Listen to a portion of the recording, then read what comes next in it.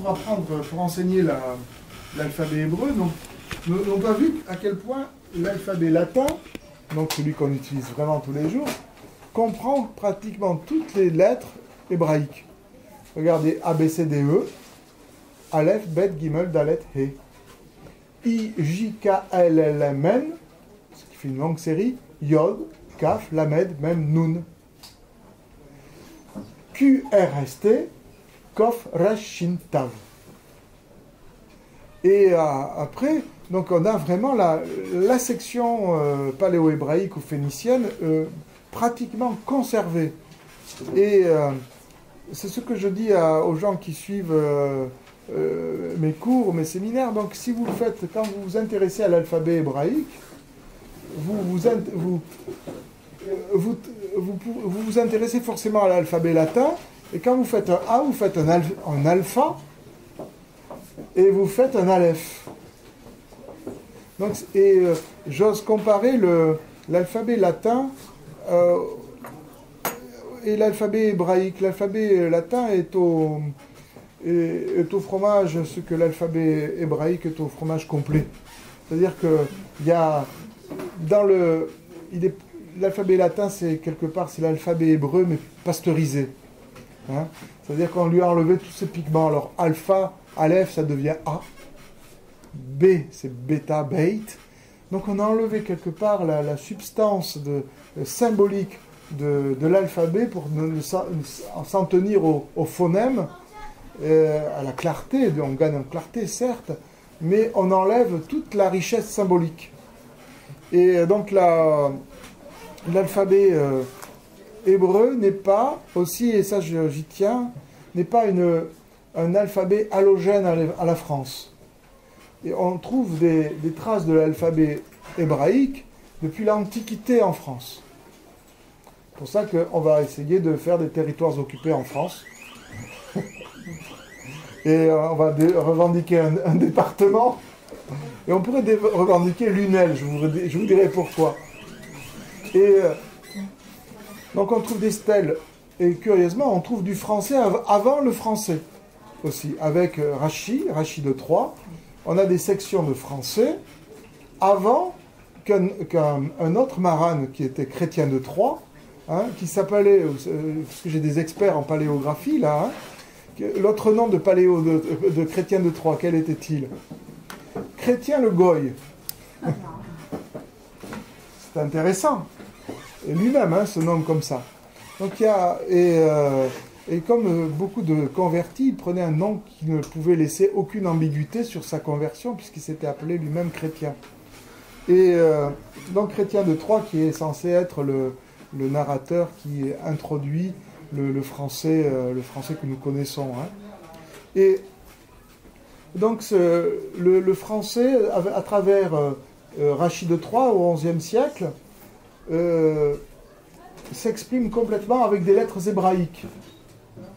Alors qu'il était utilisé, bien sûr, de manière orale, mais il n'était pas écrit. Tous les clercs écrivaient, les savants écrivaient en latin. Et on trouve plusieurs centaines de mots français chez ce grand savant qui est lu sur toute la planète. Tous les talmudistes lisent Rachi de Troyes et tous lisent du français du XIe siècle. Et puis, si vous allez au musée d'art juif, là où j'étais il y a 15 jours, j'ai donné une visite. J'ai fait visiter le musée d'art juif pour montrer l'imprégnation de l'hébreu et du judaïsme en France. Il y a des stèles qui datent du XIIIe siècle, qui sont très très belles, et avec un magnifique hébreu, avec la plupart du temps un hébreu de tendance ashkénaze, mais j'ai remarqué aussi quelques lettres à tendance espagnole. Hein.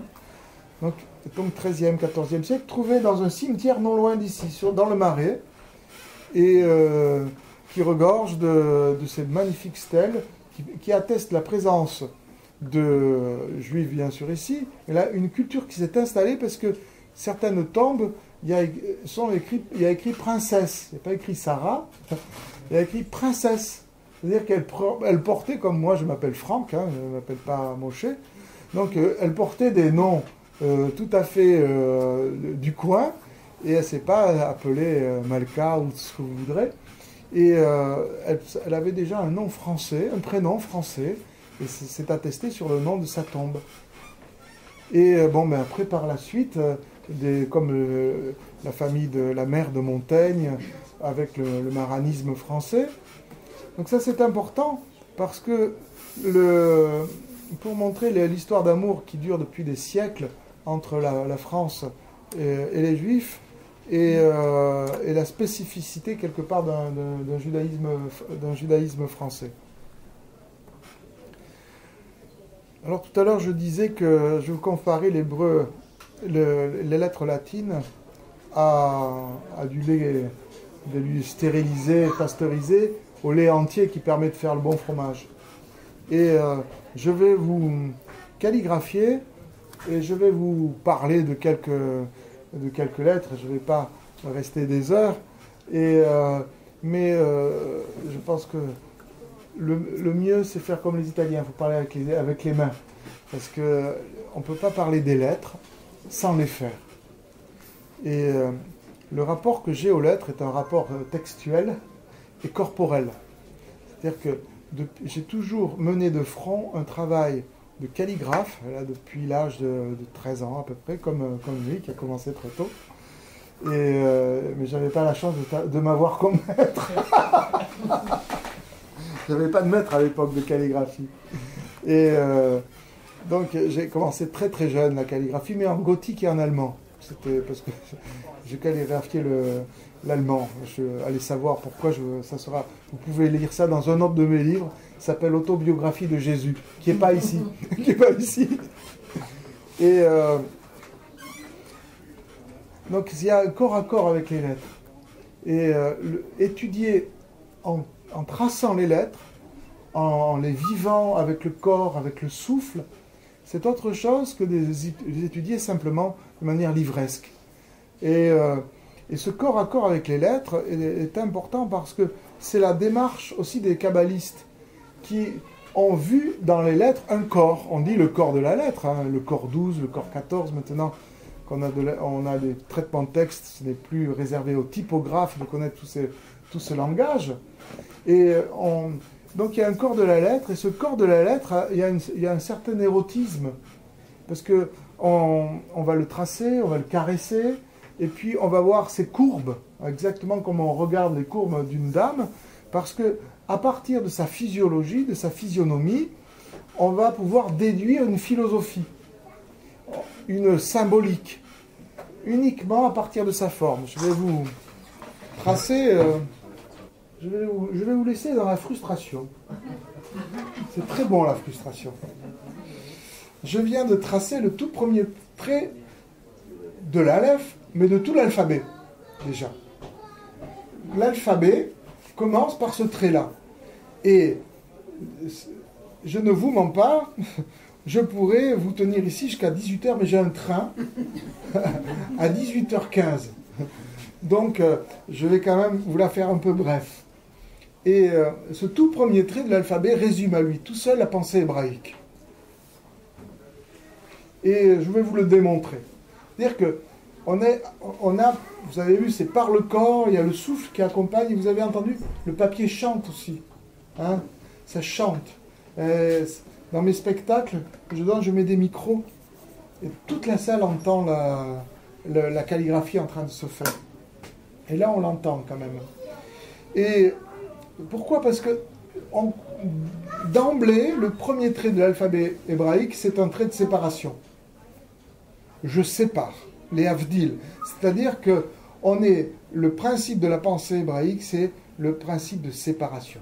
Et le tout premier verset de la Genèse, Bara Elohim et Hashamayim vet haaretz, c'est-à-dire on a la séparation du ciel, des ciels et de la terre, ensuite du sec et de l'humide, de la lumière et de la ténèbre, et tout est comme ça un principe séparateur.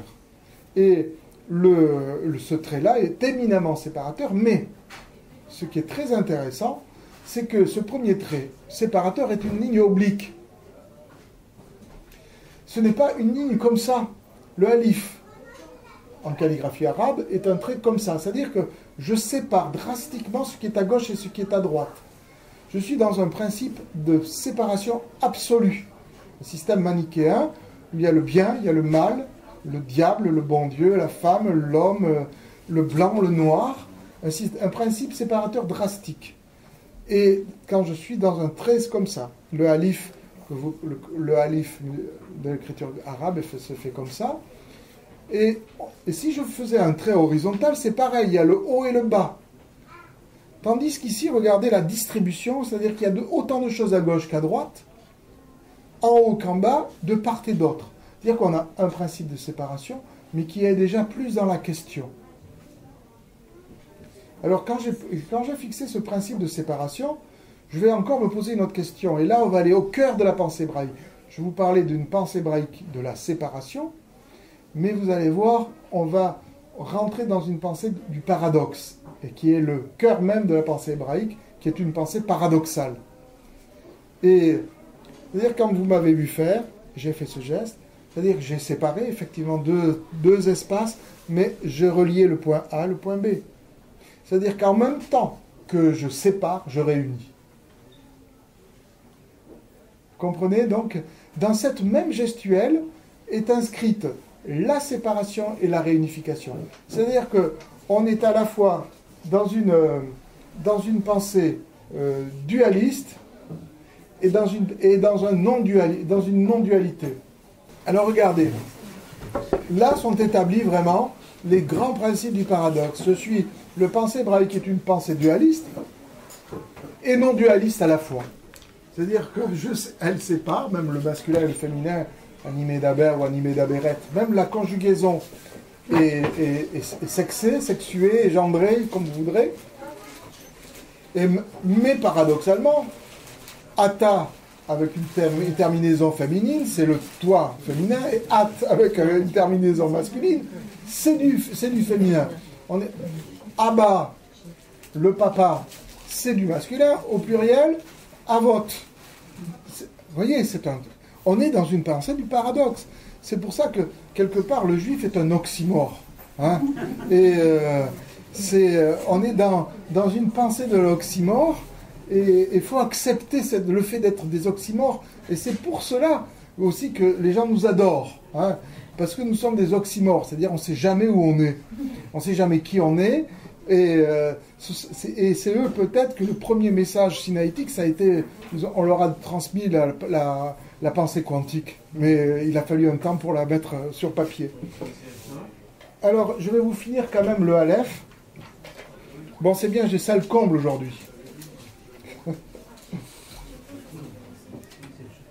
Je vais finir quand même le Aleph. Je ne vais pas vous laisser dans cette frustration. Voilà notre Aleph. Alors là, l'Aleph, c'est un monde en soi. Il monte, oui, c'est normal. Je suis gaucher. Et Moïse était certainement gaucher. Et depuis qu'on lui a mis le bâton brûlant, là, et donc il était gaucher parce que je me demande comment un droitier a pu inventer l'écriture hébraïque. Parce que dans la tradition, on pense que c'est Dieu qui donne les lettres, l'archéologie, ça n'existe pas. Dans la tradition, dans la poétique, moi j'adore le mot poétique, c'est le même mot que bara, ça veut dire créer en grec, hein, parce que j'ai des hellénisants. Hein, et c'est vrai que c'est beau, hein. Et vous savez que j'en ai fait des millions, et je ne me lasse pas de les regarder. C'est comme ma femme. Et j'en ai fait des millions, et chaque fois qu'on fait une lettre, elle renvoie quelque chose. Et c'est cette jubilation qui fait que soit je suis fou, ça c'est possible, mais je ne l'ai pas encore formulé, donc soit il y a une joie, une jubilation qui n'en finit pas. Et donc il y a une énergie dans les lettres hébraïques. Je vous garantis, j'ai fait l'expérience des fois. Il y a des gens qui m'achètent des lettres, comme ça, ils les mettent chez eux. La pièce change. C'est pour ça que je vous dirai le prix tout à l'heure. Et donc, les lettres... Alors là, il se passe 3 moments. Il y a ce yod-là, et ce yod-là, et ce vav. Parce que dans les kabbalistes et les talmudistes, hein, c'est pas simplement un kabbaliste, on lit la Torah, après on lit les chapitres, les parachiotes, on lit après les versets, on lit les mots, on lit les lettres, et ça suffit pas. La lettre n'est pas un atome, quelque chose qui ne peut pas qui est insécable. La lettre peut éclater. Alors c'est ce que mon ami Marcana Wakin appelle la lecture aux éclats. La lettre peut s'éclater, et ils ont éclaté l'atome. C'est pour ça que c'est Einstein qui a inventé, avec d'autres amis, la bombe atomique. Quelque part, ils ont éclaté l'atome qui était le Aleph. Ils l'ont éclaté en 3 lettres. Un yod qu'ils ont vu ici, un yod qu'ils ont vu là, et un vav qu'ils ont vu ici.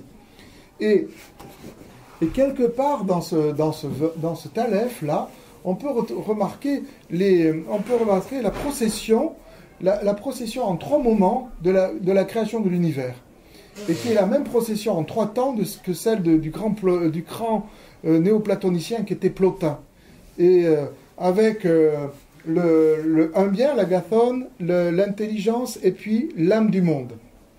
Et ce concept-là de principe de création, on le retrouve exactement dans l'Aleph, qui ici, ce premier yod pourrait être le Ein Sof, d'accord? Et ensuite, ces 2 extrémités entre Chochma et Bina, et puis la fin de ça, donc ici, ça serait Choma, Keter et Chochma, et la Bina, c'est-à-dire l'âme du monde.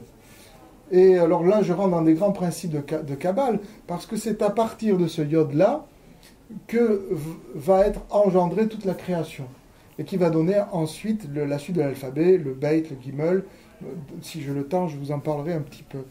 Donc, on a ici, rien que dans cet Aleph-là, ces 3 grands moments d'avant la création, et où il y a le Ein Sof, c'est-à-dire l'innommable, le fond du fond, la source de toute information. Et si vous voulez comprendre un tout petit peu ce qu'est l'Ein Sof, il faut lire la bibliothèque de Babel, de Borges. C'est une merveille, et c'est le meilleur moyen d'avoir une petite appréhension avec notre cerveau qui est réduit quand même, et une petite appréhension de ce que pourrait être le Ein Sof, c'est-à-dire le sans fin. Lisez la bibliothèque de Babel de Borges, c'est une merveille, ça se trouve en livre de poche. Et pardon, fiction, voilà, dans fiction. Et donc voilà l'Aleph. Alors regardez bien, ce qui est très intéressant, c'est qu'on n'a pas affaire à une croix. On a affaire ici, il y a un décalage. Les 2 yods ne sont pas là. Ça serait très simple de faire un système croisé, comme dans le Tav, le Tav de l'écriture avant l'écriture d'hébreu carré. Non, là, ce qui est très intéressant, c'est qu'il y a une zone ici qui va évoquer aussi un autre aspect de cette pensée hébraïque, c'est-à-dire une pensée de l'entre-deux. La pensée hébraïque est une pensée ternaire aussi, où les choses vont par 3 et où il y a un entre-deux. Alors c'est un peu abstrait, mais déjà dans le terme Aiver, dans le mot hébreu, vous avez le mot passé, le mot passeur, passerelle. C'est-à-dire que l'hébreu, c'est celui qui passe et qui est toujours entre 2 mondes. C'est quelque part celui qui habite au-dessus de la rive, au-dessus du fleuve, pour reprendre une image d'Héraclite. Il est vraiment celui qui est dans le mouvement. Et cet espace, comme ça, entre les 2 yods, est vraiment marqué par cela. Et vous voyez, vous avez donc... Alors certains kabbalistes vont vous chercher, donc là il y a le yod qui vaut 10, ça vaut 10, ça vaut 6. Ça fait 26, qui va donner le nombre du tétragramme, yod et vav et. Si vous additionnez les valeurs numériques de toutes les lettres, ça vous donne aussi 26. Je vais quand même vous tracer une autre lettre. D'habitude, je peux rester 2-3 jours sur l'Aleph, mais je vais être sympa. Beit. Alors, celle-là, elle est très intéressante. Parce que l'Aleph, c'est le 1. Nous l'avons vu, c'est l'unité. Curieusement, il a 5 traits.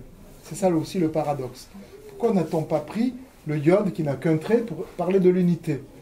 Et donc le Aleph, c'est le 1, c'est ce qui est à l'origine du tout. Hein, c'est le 1 qui est le même que celui des Plotiniens, de Plotin, le 1 à la base de tout. Et alors, je vous donne un petit mot sympathique. Il existe en théologie une science de l'or qui s'appelle l'énologie, à ne pas confondre avec l'œnologie. Hein.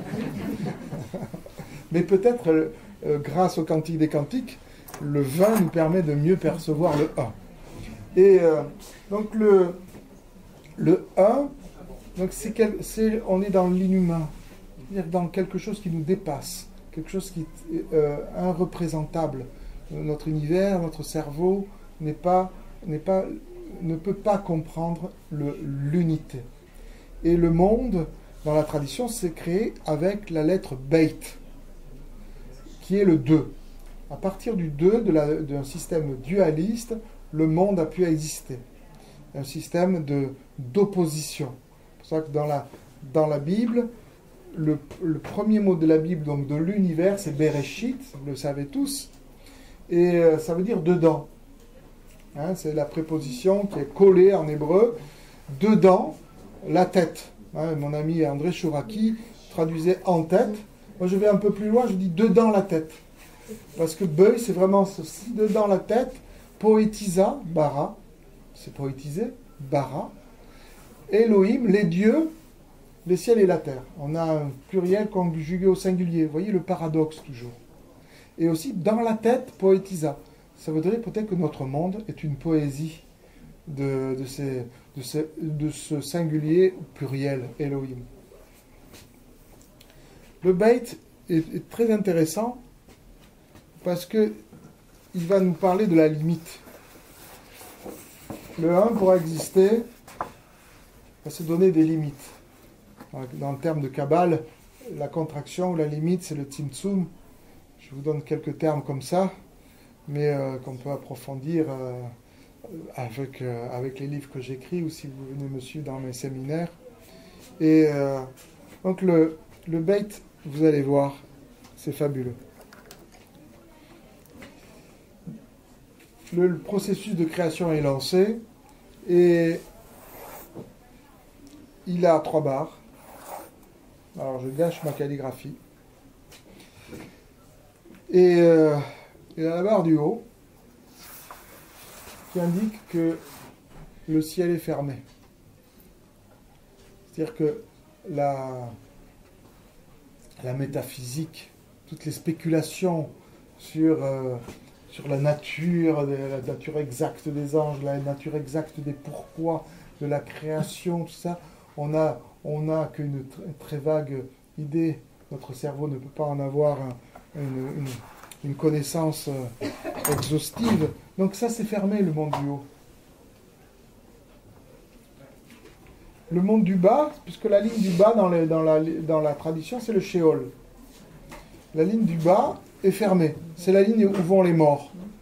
Et on ne peut plus avoir accès à nos morts. C'est terminé, sauf si vous faites tourner les tables. Mais les morts sont là où ils doivent être, dans le Sheol, c'est-à-dire un endroit qui nous est complètement étranger. Donc c'est fermé.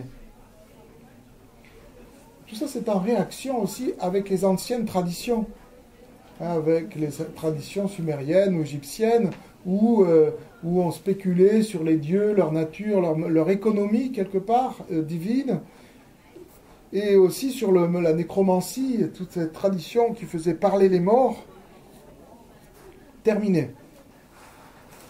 Alors cette barre-là marque la séparation d'avec l'Aleph.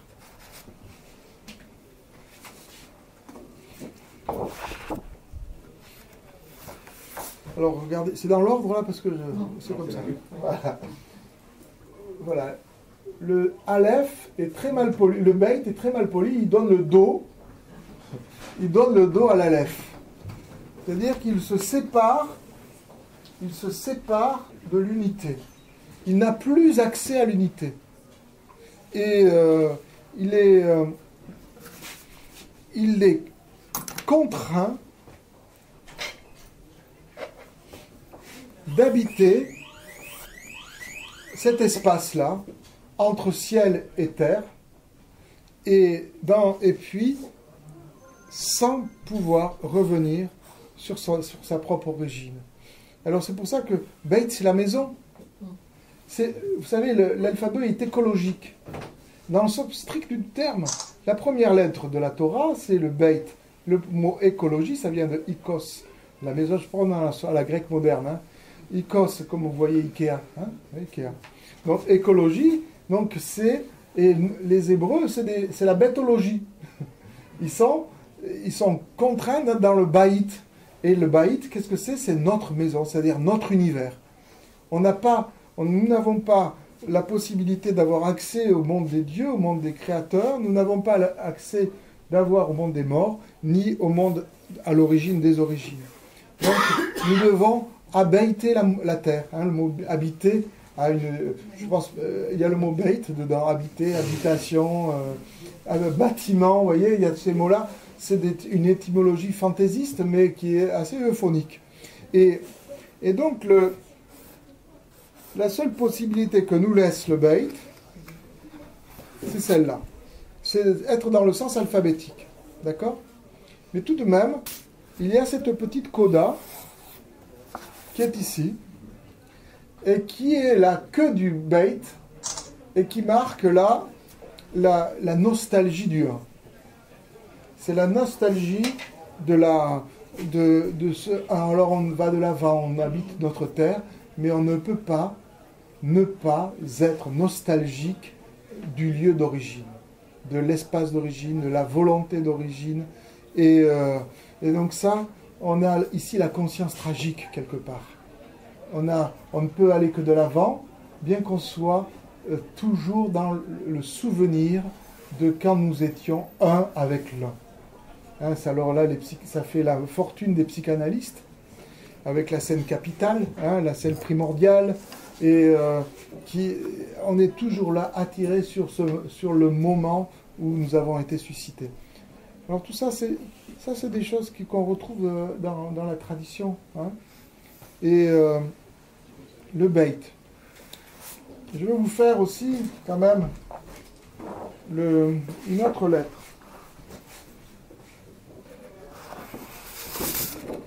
Gimel. J'adore le Gimel. Les dansants. Et il tient dans sa forme. Encore, vous voyez, c'est la forme qui donne la symbolique. Il tient dans sa forme, sa propre symbolique. Gimel, en hébreu, c'est le chameau. Comme dans les cigarettes, les camels. Ah ouais, ben c'est pareil. Ou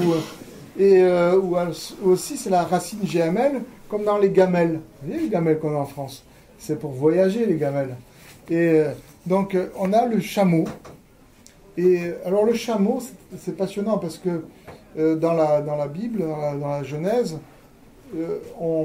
la première chose que fait Abraham quand Dieu lui dit « Lech lecha, va-t'en, va vers toi-même », qu'est-ce qu'il fait? Il prend pas son Harley Davidson, parce qu'il prend son chameau, parce qu'il n'y en avait pas à l'époque d'Harley Davidson. Et alors il prend son chameau. Bien que vous sachiez que du temps d'Abraham, archéologiquement, le chameau n'était pas encore domestiqué. Ça fait... le chameau est domestiqué bien après les 1800 ans que sont Abraham s'est à peu près attribué 1800 ans avant l'ère chrétienne. Donc le chameau n'était pas domestiqué. Mais bon, dans la Bible, on dit qu'il prend son chameau. Et quelque part, le chameau, c'est l'instrument du Lech lecha, c'est-à-dire du va vers toi-même. Et d'une manière passionnante aussi, GML, Gimel, même Lamed, si vous regardez bien le dictionnaire, ça veut dire sevrer, le sevrage. Et dire que le chameau, le sevrage, la leçon que nous donne la lettre ici, c'est encore une leçon de séparation. Et une leçon de séparation, on le voit bien à travers le passage d'Abraham, où il est demandé de se séparer de son pays, du pays de son père et le pays de ses enfantements, donc le pays de sa mère. Donc ça passe, s'il veut être lui-même, Lech lecha, va vers toi-même, il est obligé de passer par la séparation de son clan. et aussi des idéologies, parce que là dans la Bible ce sont les idoles qu'il détruit, mais nous maintenant on sait bien que ce sont les idéologies du Père. Il est obligé de se séparer des idéologies du Père, et donc dans le chameau il y a aussi le sevrage, et le mot sevrer, vous savez, ça vient du latin separare, hein, c'est bien ça, hein. Voilà, j'ai des latinistes qui me sont fort utiles aujourd'hui, je n'ai pas intérêt de dire des bêtises non plus. Et donc ça vient de separare, qui veut dire sevrer, separare, c'est un doublon étymologique. Et donc ce gimel vient quelque part en contrepoison au beit qui précédait. Parce que beit, c'est la maison. Elle est ensemencée par le yod du al-aleph. C'est dans la tradition, le beit, c'est l'utérus, c'est le ventre aussi. Là où se fait la maturation, hein, la gestation. Mais dans toute symbolique et dans tout l'alphabet, c'est ce qui est intéressant, il n'y a pas un seul sens, il n'y a pas qu'un seul moment. Le beit a un moment d'accueil du yod de l'aleph, de l'énergie de l'aleph, et un moment de maturation, de gestation, et après un moment d'expulsion. Donc, qui donne toujours la trilogie qui est création, maintenance, destruction, hein, qui est universelle dans toutes les traditions, Brahma, Shiva, Vishnu chez les Indiens, et là c'est pareil. Donc l'expulsion, le beit, et l'expulsion de cette énergie s'exprime par le gimel, qui est la lettre, une lettre par excellence avec du principe de séparation.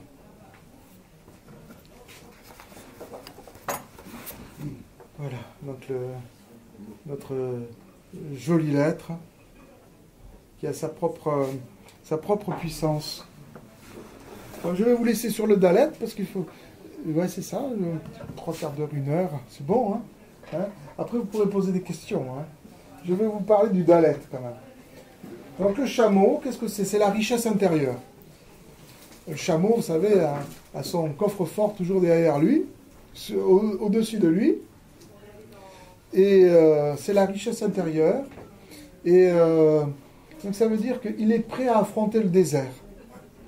Le désert, c'est quelque part la métaphore de notre vie, où il y a des épreuves qui se présentent, il y a des oasis de bonheur, des fois il y a des serpents sous les pierres.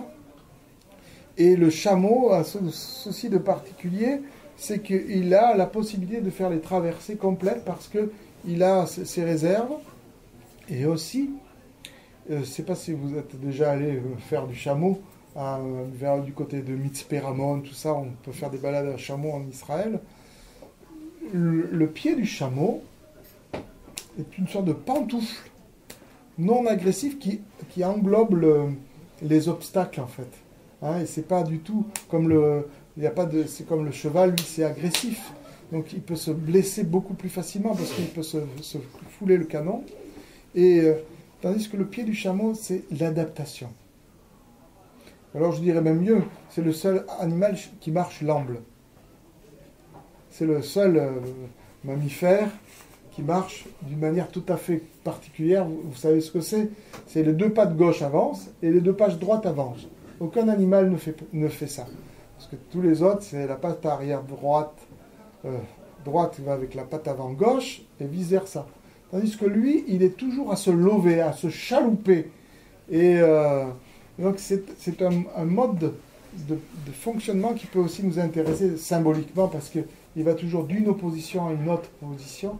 Et c'est cette dynamique entre les oppositions qui le fait avancer. Dalet. Delta. Donc on a bien voyagé. On a quitté la maison. On a pris le chameau pour se libérer du clan, de la famille, du père. Et de son terrain, de son pays.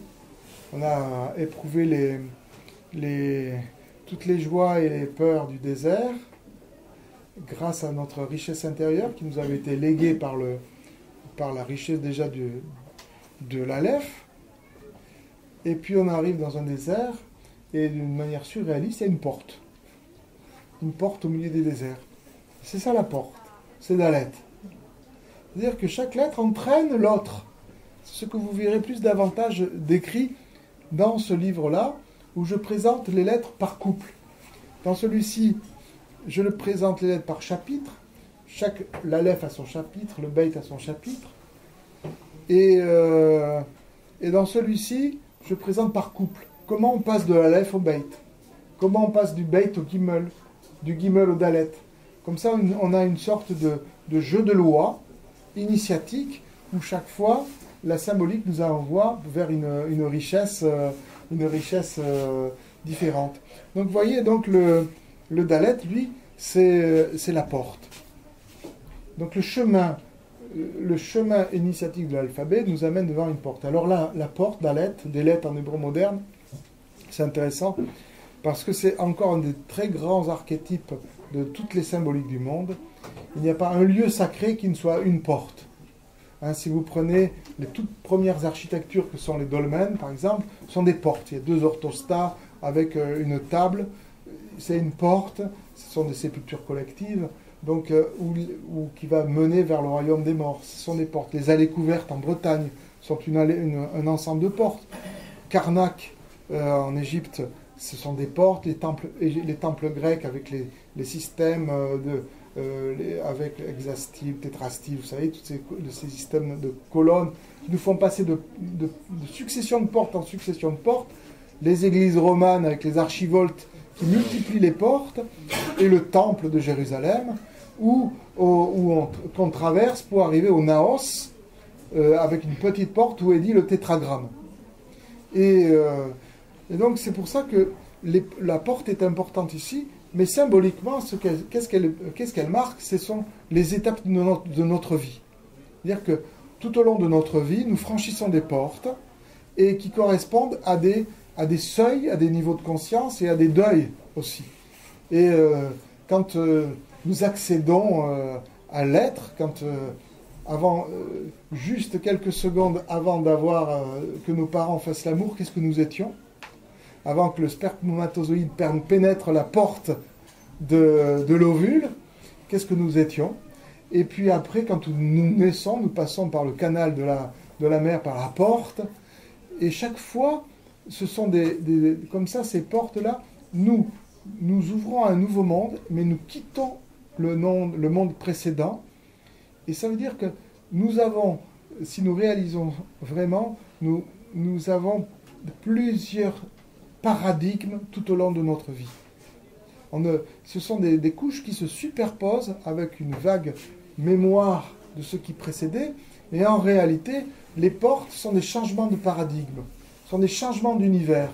L'univers de l'enfant n'est pas celui de l'adolescent, et celui de l'adolescent, de l'homme adulte, est celui du père, de celui qui n'a pas d'enfant. Ce sont chaque fois des paradigmes différents qui nous font voir l'univers des univers différents. Et le Dalet, c'est cette porte.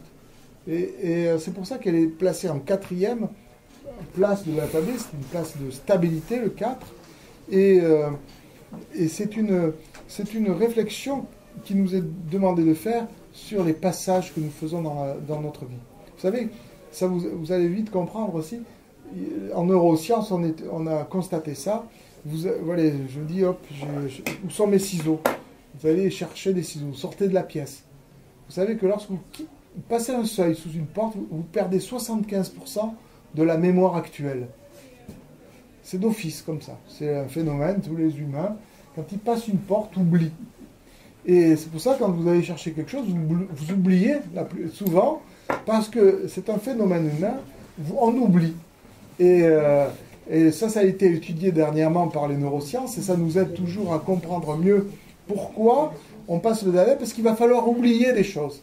Je ne peux pas, ça c'est Nietzsche qui développe toutes les vertus de l'oubli, je ne peux pas progresser dans le chemin initiatique que nous propose de l'alphabet si je n'accepte pas d'oublier et de faire le deuil de qui j'étais pour pouvoir progresser dans le chemin initiatique qu'est l'alphabet hébraïque.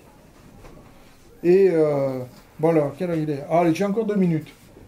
Je vais vite, parce que d'habitude, ça, je le fais en 1 semaine. Mais bon. Et la porte s'ouvre. Pour ceux qui connaissent l'alphabet par cœur, c'est bien. Vous connaissez un peu la suite. Alors, le Hé. Je vais en faire un qui ne touche pas, si vous voulez.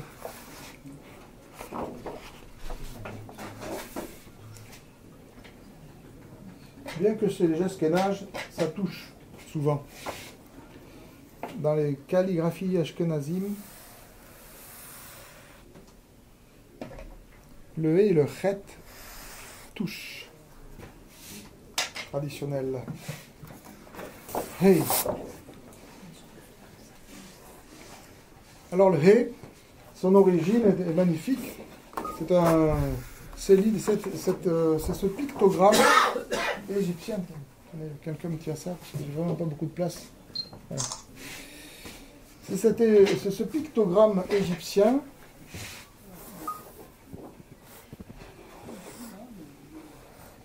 voilà, tout bête. Si vous regardez comme ça fait le... Celui-ci, là, on dirait. C'est ça, l'origine. Si vous regardez comme ça fait le E. Et le E, c'est le He. Hein, donc, c'est ça, le pictogramme égyptien. Je vais le reprendre, s'il vous plaît. Et le pictogramme égyptien, c'est le pictogramme de l'Oran. Aucun rapport avec Oran, hein, la ville d'Oran. Et c'est l'Oran, O-R-A-N-T. Et c'est-à-dire, c'est l'homme en prière, qui est comme ça et qui marche.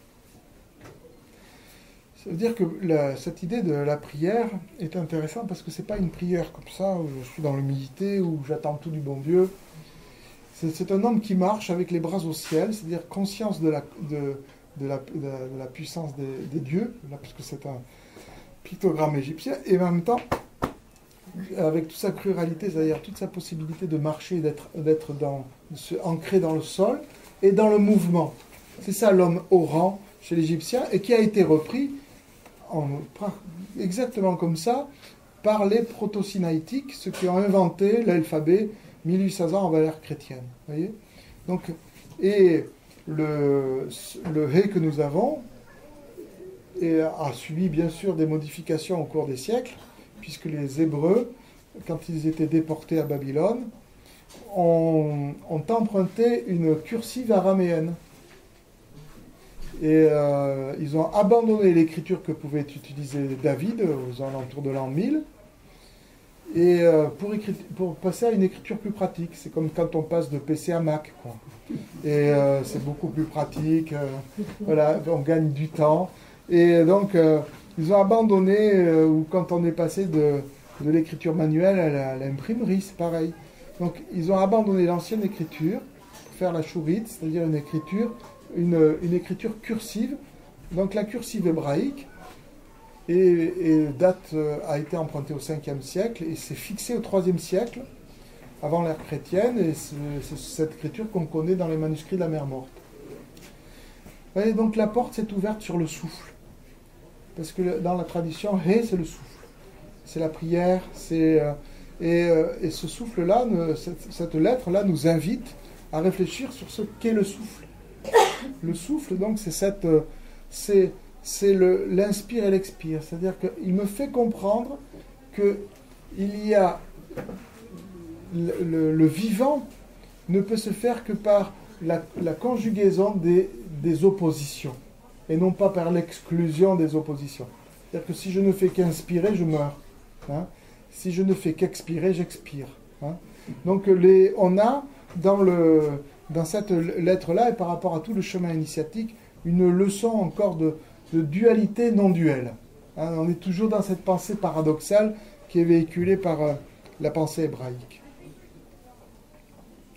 Voilà un avant-goût, hein, un avant-goût de ce qui est sur le livre. Tous les deux sont illustrés, ils sont différents, et c'est pour ça que je vous conseille de prendre les deux. Et parce que, comme disait sur la loi, le meilleur moyen de ne pas souffrir de la tentation, c'est de décéder. Hein. Et donc, ils sont différents. Hein. L'un, vous y trouverez plus ce que je viens de dire. Et dans l'autre aussi, il y a beaucoup d'illustrations. Il y a, je vous dis, 800 illustrations. Et quelque part, dans celui-ci, j'ai aussi fait la maquette. Et c'est un travail un peu dingue. Parce que mais c'était impossible avec tout l'hébreu qu'il y avait. Si on donne ça à un graphiste qui ne connaît pas l'hébreu, c'est le patakès, c'est le balagan, comme on dit en Israël. Parce que c'est ingérable, ingérable. Et l'autre, celui-ci est un... Et là, celui-ci, avec, il y a moins d'illustrations, il y a autant de texte, mais c'est présenté d'une manière plus philosophique. Voilà, c'est complémentaire. Voilà, donc si... Ah oui, des questions, oui. Est-ce que vous êtes une sorte de sophère, Je suis un calligraphe. Un calligraphe, pas tout à fait la même chose. Donc, est-ce que... Je pourrais être sophère si j'étais religieux. C'était religieux, mais voilà, c'est ça. Donc, vous avez répondu aux deux questions. Voilà. Est-ce que, donc, vous n'avez pas de guénisa, de quelque sorte? Si, chez moi, je garde Oui. mes tétragrammes, je les garde et je les donne une fois là à la synagogue pour qu'on jette les tétragrammes. Voilà, oui, oui, tout à fait. Non, je suis pas religieux, mais je respecte, j'ai fait déjà beaucoup de... On m'a commandé une fois chez un collectionneur de Paris, l'ensemble de la combinatoire du tétragrammaton. C'est-à-dire, j'ai pris les 5 voyelles que j'ai déclinées avec le tétragramme, ce qui faisait 625 œuvres, qui ont été mises dans un grand livre, donc j'ai écrit, c'est vrai avec ma main gauche, donc j'ai écrit une fois le nom de Dieu, parce que j'ai les bonnes voyelles. Et donc Dieu habite Paris maintenant. Et je vous dis pas où. Il y en a un qui sait où habite Dieu à Paris. Et il habite aussi en Allemagne, parce qu'on m'avait commandé aussi. Et là, avec 7 voyelles, mais avec des plus petites calligraphies, où il y a 2401 combinatoires. Donc j'ai fait 2401 œuvres, plus 2401 œuvres abstraites. Et donc j'avais Dieu dans une valise, que j'ai transporté avec angoisse en Allemagne. Et donc peut-être ça fait un grand tikkun, peut-être, on ne sait pas. Et... enfin voilà, donc ça c'est, j'ai ma propre guenisaille et quand je vais à Nice, je la confie à, une fois là où il y a une cérémonie pour enterrer les papiers.